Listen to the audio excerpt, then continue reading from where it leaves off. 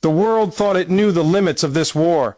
For more than 2 years, the conflict between Russia and Ukraine had raged across devastated cities, shattered villages, and blood-soaked fields, but always on Ukrainian soil. The line seemed clear. Ukraine was the battlefield, and Russia was the aggressor.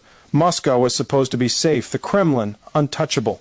That was the illusion Vladimir Putin built for his people, an illusion of power, of distance, of control, but now that illusion is crumbling. In recent months, a new phase of the war has begun, one that Putin never wanted to admit could happen. Ukraine's secret war has crossed the border, striking directly inside Russia itself, from quiet forests to sprawling industrial zones, from air bases deep in Siberia to oil depots near Moscow. Explosions have begun to rip through Russian territory. And these are not accidents. These are not coincidences. This is a calculated, coordinated campaign designed to bring the war home to the very heart of Russia. The first signs came quietly. Mysterious fires, strange explosions at night, a fuel terminal here, an ammunition warehouse there. Russian state media called them technical faults. But Western intelligence told a different story. Ukrainian special forces, aided by partisans and advanced Western-supplied drones, had begun to strike far beyond the front lines. What was once unimaginable, a Ukrainian attack hundreds of kilometers inside Russia, has now become routine. Each strike carries a powerful message: Russia is no longer untouchable. Vladimir Putin, who once promised his citizens absolute safety, is now watching his own infrastructure burn. His air defenses, once thought impenetrable, are being humiliated by swarms of small, fast-moving drones that slip through radar and strike with surgical precision. The skies over Russia, once a symbol of dominance, are now filled with fear. But Ukraine's new strategy is not only about destruction, it's about psychology. Kyiv understands that the war is fought not just with missiles and tanks, but with morale and perception. Every explosion in Russia sends a wave of panic through the population.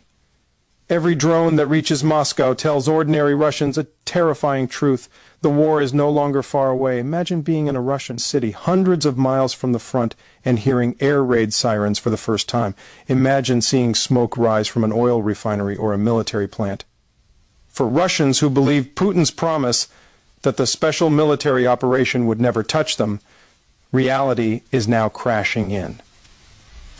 Ukraine's secret war inside Russia has multiple faces: sabotage, intelligence operations, drone warfare, and information attacks. On the ground, small teams of Ukrainian operatives and local sympathizers have begun sabotaging railways, setting fire to military supply depots, and mapping targets for drone strikes.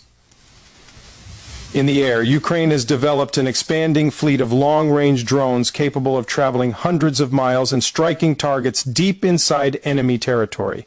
These drones are cheap, effective, and devastatingly hard to stop.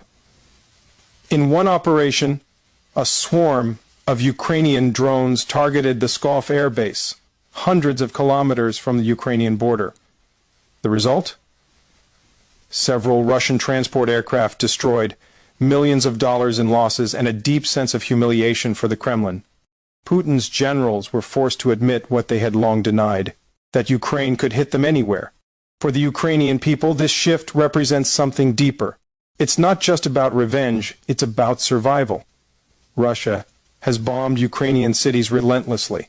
Civilian neighborhoods, hospitals, schools, all have been targets of Moscow's missiles. So now Ukraine is showing Russia what it feels like when the bombs fall close to home. Meanwhile, Putin faces a growing dilemma. Every strike inside Russia exposes his weakness. The man who built his power on fear now looks fearful himself. His tightly controlled media machine can no longer hide the truth.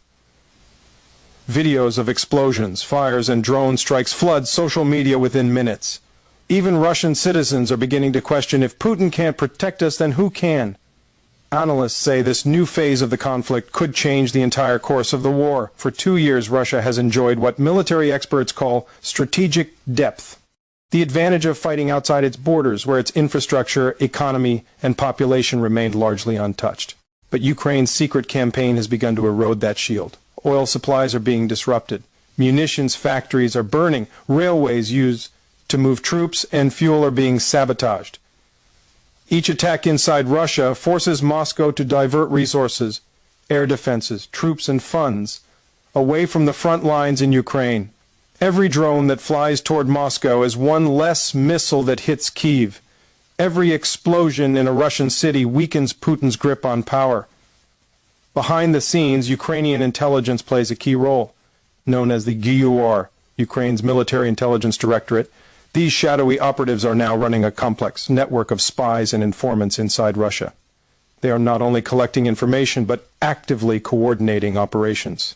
Some of these missions involve Russian citizens who oppose Putin's regime. These brave individuals risk imprisonment or death to help Ukraine strike back. Western support has also played a silent but critical role. Advanced satellite imagery, intercepted communications, and cutting-edge technology have made Ukraine's deep strikes far more precise. While the United States and NATO officially avoid providing weapons for attacks inside Russia, the data and tools they share are clearly helping Ukraine plan these operations. And so, while Russia continues to rain missiles on Ukrainian cities, Ukraine has found a way to strike back. Not with equal force, but with clever, asymmetric warfare. It's David versus Goliath, but David now has drones, intelligence, and a fearless will to survive.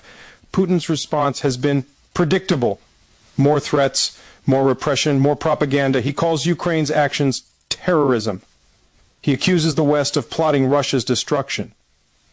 But the truth is simpler. Putin's illusion of total control has been shattered.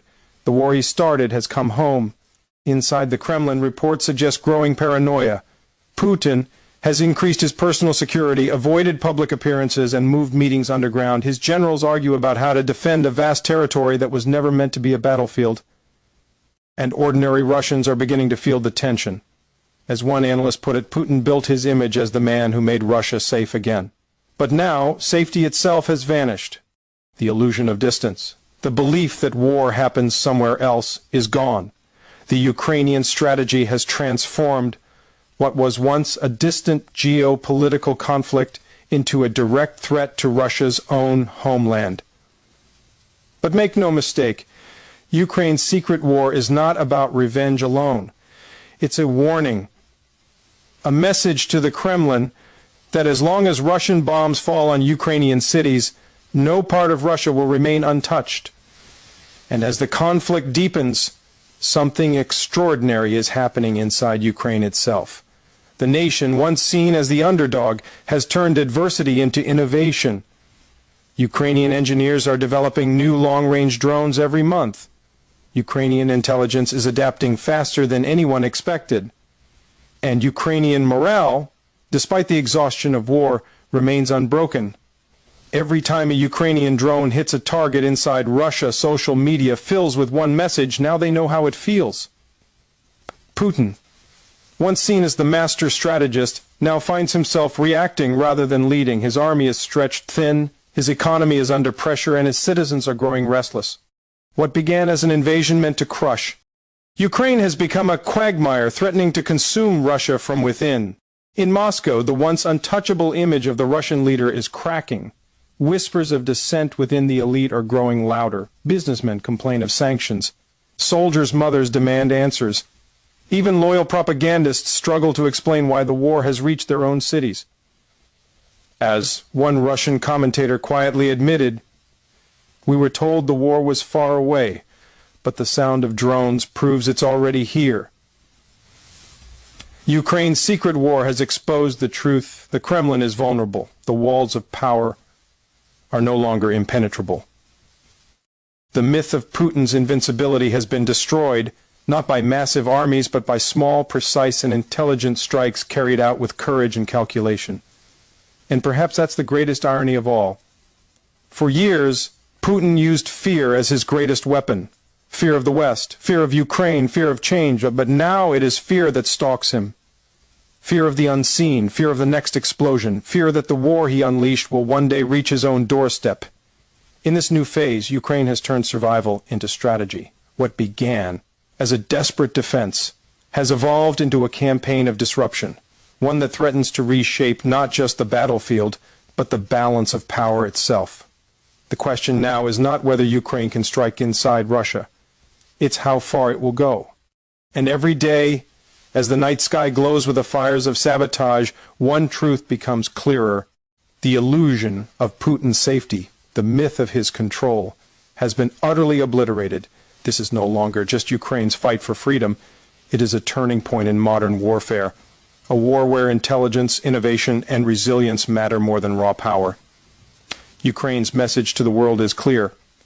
We will not stop until the invader feels what we have felt.